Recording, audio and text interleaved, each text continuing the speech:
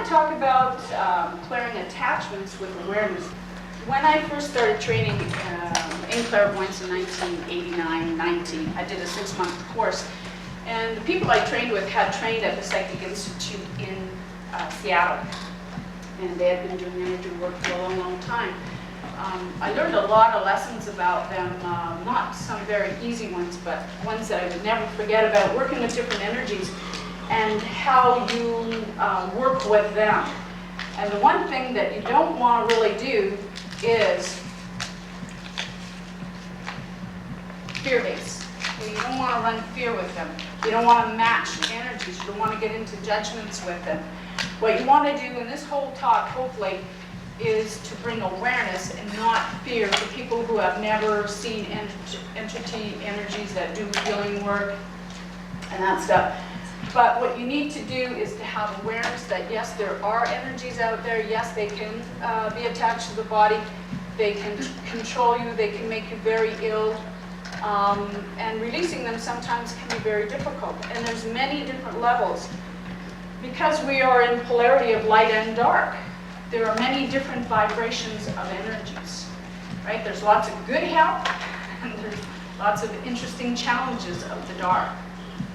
So my theory is that you don't walk across the street without looking where you're going. So we are in, a physical reality that you need to be aware of what you're doing.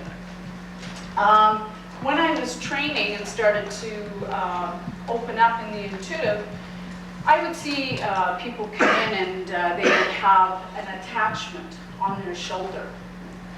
And you have a little fear. You go, what is that?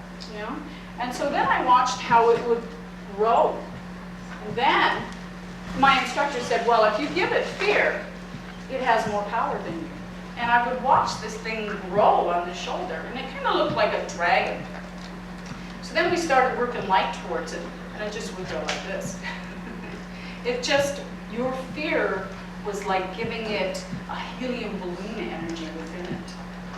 So your fear creates it and gives it power. That was the first main thing, and the thing that stayed with me probably the longest. Another thing that came up as we were doing clearing in the 6 months clairvoyance course, you better believe you're going to clear your stuff fast and deep. It was very, very, very intense. I mean, I didn't even have a concept about God. I'd already closed the church door when I was 13. So if somebody had told me that I was going in there to reassess my concept of God, I wouldn't have shut up. I didn't want to go there.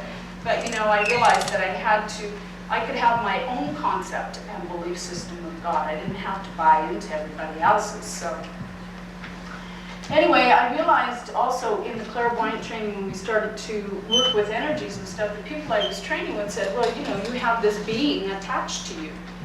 And I said, what? And they said, yeah, there's one of these beings attached to you. But they had a lot of fear base with it.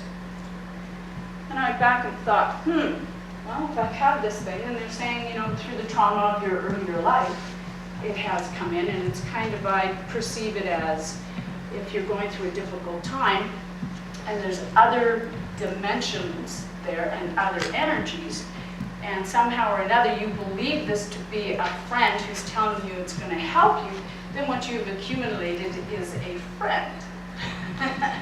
Whatever level they're at, you've accumulated a friend. So and then I went, well, I want to get rid of this. I want to get rid of this, and stuff like this. And by saying that, I became very ill. Okay, I would walk around like somebody had sucked the life force out of me, and they weren't helping me. So after the course, I ended up having to run down to Vancouver, get the common ground out, and ask Spirit to find somebody who could help me clear some of the energies. And what I had found was you can have portholes, energy lines,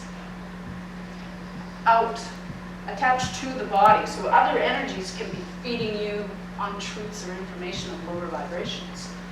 Now also your state of consciousness can be at that level, and your guides that work with you can be at that level, and you will only progress when you're at that level. So I've learned in the last year or so that actually you can ask to change your guides and move up the channel.